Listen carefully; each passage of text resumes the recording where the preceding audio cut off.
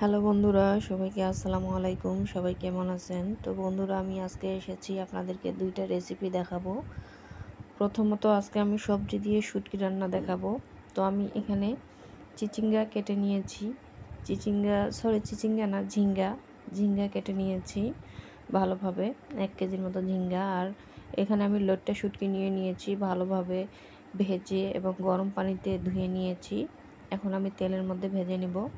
শুটকিগুলো দেওয়ার পর আমি এখানে পরিমাণ মতো পেঁয়াজ কুচি, রসুন কুচি এবং কাঁচামরিচ কুচি দিয়ে দিলাম এবং শুটকিগুলো ভালোভাবে ভেজে নিতে হবে। শুটকিগুলো যখন ভাজা হয়ে যাবে তখন সবজিগুলো দিয়ে দিতে হবে। আমি সবজিতে একটা আলুও দিয়ে দিয়েছি কুচি করে কেটে। তো সবজিগুলো যখন দিব, এরপরে আমি এখানে দিয়ে দিব পরিমাণ মতো লবণ, হলুদ এবং মশলা। তো আমি প্রথমে দিয়ে দিচ্ছি পরিমাণ মতো লবণ। এখানে আমি 1.5 টেবিল চামচ পরিমাণ লবণ দিয়ে দিচ্ছি। আর দিয়ে দিব হলুদের গুঁড়া 1.5 টেবিল চামচ। আর দিয়ে দিব এখানে জিরা ও ধনিয়ার গুঁড়া। তো ভালোভাবে এখন সবজিটাকে একটু মেখে নিতে হবে। নেড়ে চেড়ে দিয়ে আমি ঢাকনা দিয়ে ঢেকে দিব। সামান্য পরিমাণ পানি অ্যাড করব, কারণ ঝিঙ্গা থেকে অনেক পানি বেরিয়ে আসবে। তো এখন আমি সামান্য পরিমাণে পানি অ্যাড করব। এখন আমি ঢাকনা দিয়ে ঢেকে দিব। কিছুক্ষণ পর ঢাকনাটা খুলে দিলাম, দেখেন কত পানি বেরিয়ে এসেছে। এখন আমি পানিটাকে শুকিয়ে নিব। পানিটা শুকিয়ে নিলেই সবজিটা রান্না হয়ে যাবে। আবারও ঢাকনা দিয়ে ঢেকে দিব। তো আবারও আমি ঢাকনা দিয়ে ঢেকে দিয়েছিলাম, আবারও পানি একটু রয়ে গেছে। তো পানিটা শুকিয়ে নিব আমি। শুকিয়ে নিলেই সবজি রান্না শেষ। অন্যদিকে আমি আরেকটা প্যান বসিয়ে দিয়েছি চুলায়। আমি আজকে কাতলা মাছ রান্না করব। আমি কাতলা মাছ 5 পিস এখানে নিয়েছি, ভালোভাবে ধুয়ে নিয়েছি এবং লবণ, হলুদের গুঁড়া এবং লাল মরিচের গুঁড়া এবং জিরার গুঁড়া দিয়ে মেখে রেখেছিলাম। তো এখন আমি মাছগুলোকে ভালোভাবে তেলের মধ্যে এইভাবে ভেজে নেব।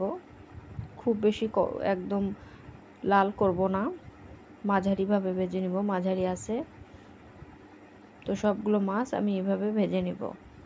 অন্যদিকে আমি ব্লেন্ডারে কয়েকটা পেঁয়াজ এবং কয়েকটা রসুনের কোয়া আমি ব্লেন্ড করে নিয়েছি। তো মাছগুলো ভাজা হয়ে গেলে আমি অবশিষ্ট তেলের মধ্যে পেঁয়াজগুলো দিয়ে দিব।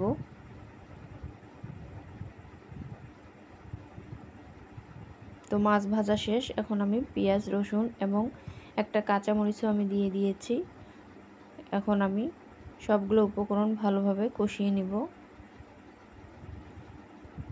এর মধ্যে আমি দিয়ে দিব সামান্য পরিমাণ পানি, যেহেতু আমি গুঁড়া মশলা ব্যবহার করব। তো পরিমাণ মতো লবণ দিয়ে দিলাম, হলুদের গুঁড়া দিয়ে দিলাম এবং এখন দিয়ে দিব লাল মরিচের গুঁড়া।